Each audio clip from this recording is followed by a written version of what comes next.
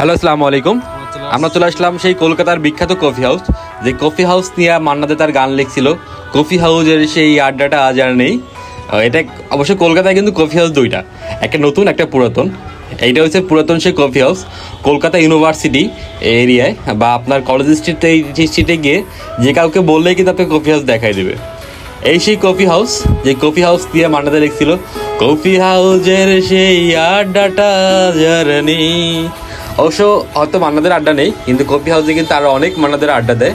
বিশেষ করে নিখিলেশ প্যারিসে, মইদুল ঢাকাতে, তারপর অমরটা ক্যান্সারে মারা গেছে, রমনা দুঃখছে, হ্যাঁ, সুজাতা সুখে আছে। তারা হয়তো এখানে আড্ডা দেয় না, বা তারা একসময় এখানে আড্ডা দিত, কিন্তু এখানে কিন্তু আরও অনেক অমল, নিখিলেশ, মইদুলরা এখানে আড্ডা দেয়। এটা কিন্তু কখনোই খালি থাকে না। হয়তো কফি হাউসের কিন্তু আড্ডা আগেও ছিল, এখনও আছে, হয়তো ফিউচারও থাকবে। যতদিন কফি হাউস থাকবে ততদিন কিন্তু আড্ডাও থাকবে। এই কফি হাউসে বসে নিখিলেশ মান্নাদে তার বিখ্যাত গানটা লিখছিল। আমরা যারা বর্তমানে ইয়াং জেনারেশন আছি, তারা কিন্তু আড্ডায় বসলে এই গানটা ছাড়া আসলে জমেই না।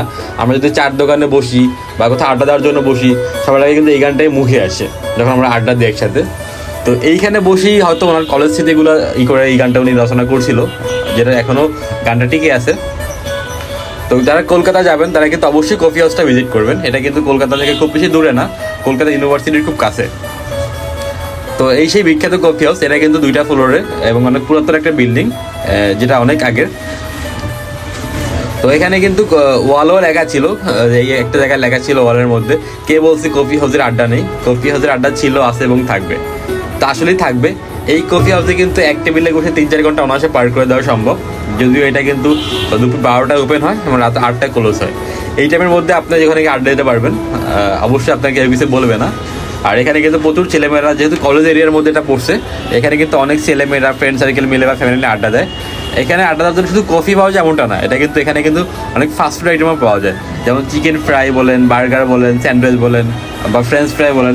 কফি ছাড়াও কিন্তু অনেক আইটেম এখানে পাওয়া যায়। তো যেহেতু কফি হাউস নামটা ফেমাস, তো কফিটা অবশ্যই এখানে ফেমাস থাকে, স্বাভাবিক। এখানে কিন্তু অনেক রকমের কফিও পাওয়া যায় এবং মোটামুটি দাম রিজনেবল থাকে। তো যারা কফি হাউসে যাবেন তারা অবশ্যই জায়গাটা ঘুরবেন, হ্যাঁ, এটা মাস্ট ভিজিট করবেন। কেন এটা কিন্তু কলকাতার একটা সাংস্কৃতিক অন্যতম একটা স্মৃতি বলা যেতে পারে। তো হয়তো মান্নাদেরা নেই বা নিখিলেশটা নেই, তো আমরা এখানে কিন্তু কফি হাউস কিন্তু কখনোই খালি থাকে না।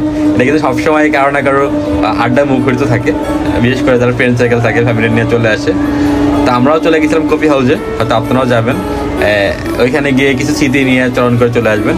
আর পারলে একটা গান ধরবেন সেই আগের মতো, কফি হাউসের সেই আড্ডাটা আজ আর নেই। আসলে কিন্তু আড্ডা এখনো আছে, আগের মতো থাকবে ইনশাল্লাহ।